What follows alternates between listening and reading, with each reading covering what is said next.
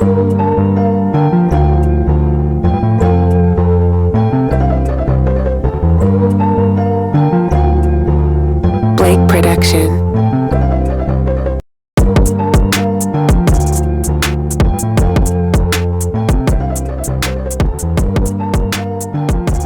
Hey yo, what is poppin'? Let's look at Lmnd here, right? The insurance company. I like it.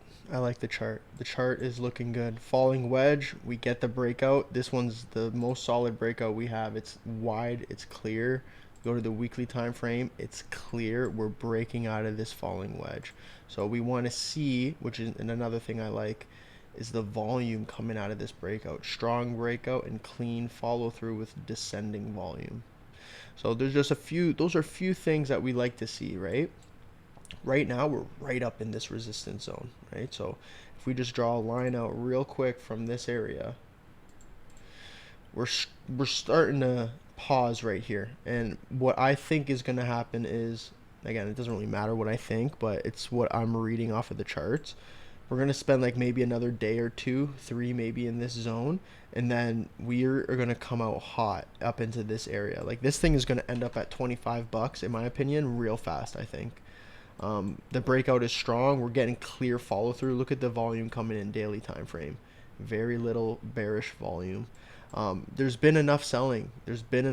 So I think that the float in these areas is going to be light, right? So there's going to be less supply because of the amount of selling. Because you have to think of it. Sure, there might be selling and prices decreasing, but there's still some people buying at those levels, right? So the supply in this area is going to end up being low from this long duration of a downtrend, which is why you're going to see it pop potentially 120% before we get another long duration of consolidation. Lemonde's looking nice right now. So this is one, again, we got to keep this on the watch list. This was once $180 a share, right? So right now it's sitting at 18, nice and pretty, just hanging out. It'll be very interesting to see what if markets completely turn around. What's going to happen with the US dollar? Is it going to fall, right? If it falls, how will they get out of that mess?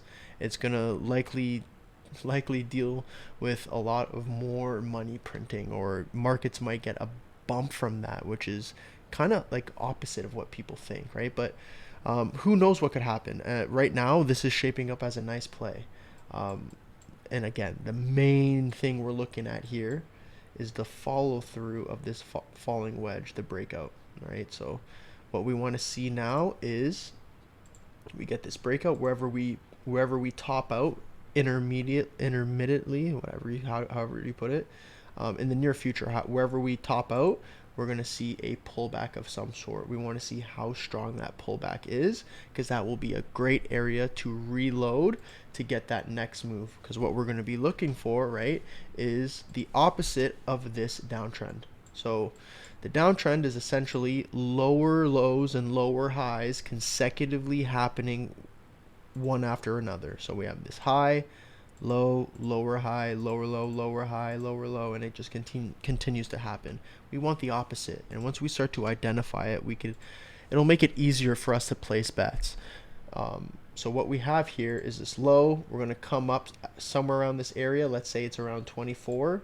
We're going to come back and make a lower high. So a low, a high, higher low, right? It's just going to be the first higher low that this stock has made in a very long time here, right? This is since January 2021. So when it happens, you have to be ready to buy the dip. No matter what the markets are trying to scare you into, I think that's a major key to pay attention to. So I hope there's some information in there that's easy to learn off of, and it's very easy to understand.